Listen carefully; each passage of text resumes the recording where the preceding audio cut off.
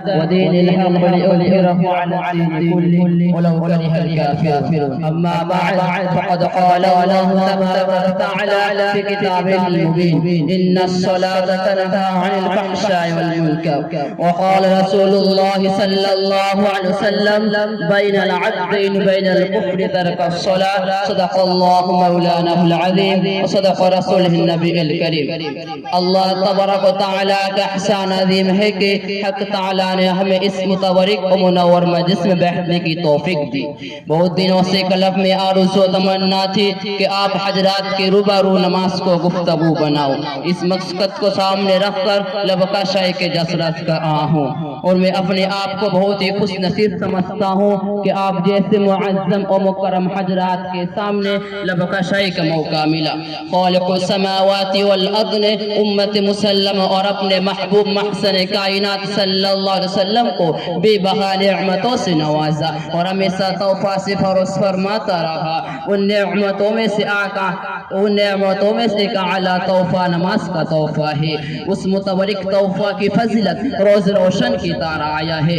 اللہ تعالیٰ نے حج کو فرض پر نازل فرمایا، زکوٰۃ کو فرض پر نازل فرمایا، روزہ کو فرض پر نازل فرمایا، تمام احکام کو فرض پر نازل فرمایا. لیکن جب نماز کی باری آئی تو رب کائنات نے اپنے محبوب محسن انسانیت صلی اللہ علیہ وسلم کو فرمایا کہ ہم آپ کو تحفہ دینے والے ہیں. یہ تحفہ بہت اعلیٰ ہے، یہ تحفہ بہت رفع ہے، اور اعلیٰ شے کو اعلی جگہ عطا کیا جاتا ہے. لہذا نماز کو عرش الہی پر عطا کیا گیا. برادران اسلام، توحید اور ایمان کے بعد انبیاء علیہ السلام نے نماز کی تلقین کی، نماز کی ذکر کی. قرآن میں جگہ جگہ پر اقم الصلاۃ کا ذکر کیا گیا، کہیں پہ لفظ ذکر کیا گیا یا ایھا الذین آمنوا استعینوا بالصبر والصلاۃ. اے مومنو، صبر نماز کے ذریعہ سے مدد طلب کرو.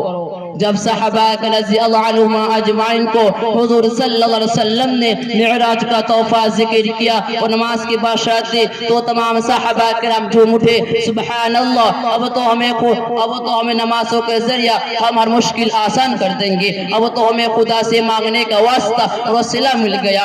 5 وقت کی نماز ادا کرے اور 500 نماز کا ثواب ملے. نماز جنت حاصل کرنے کا واسطہ ہے، نماز جنت حاصل کرنے کا واسطہ ہے، نماز روضہ الہی حاصل کرنے کا واسطہ ہے. دل میں ہر ایک انسان کی حسرت ہو جہاں کی وہ باغ جہاں سر کو جھکانے میں ملے گا. عزیزان گرامی، کوئی متقی نماز کے بغیر متقی ہو نہیں سکتا، کوئی ولی نماز کے بغیر ولی ہو نہیں سکتا. حضور صلی اللہ علیہ وسلم نے نماز ادا کی، تابعین نے نماز کی دعوت کی، تبع تابعین نے نماز کی پابندی کی، اہم مجتہدین نے بھی نماز کو پکڑے رکھا. لیکن کیوں نہ ہو نمازی سے فیصلہ، لیکن کیوں نہ ہو کوئی امام نماز کے بغیر امام ہو نہیں سکتا، کوئی ولی نماز کے بغیر ولی ہو نہیں سکتا.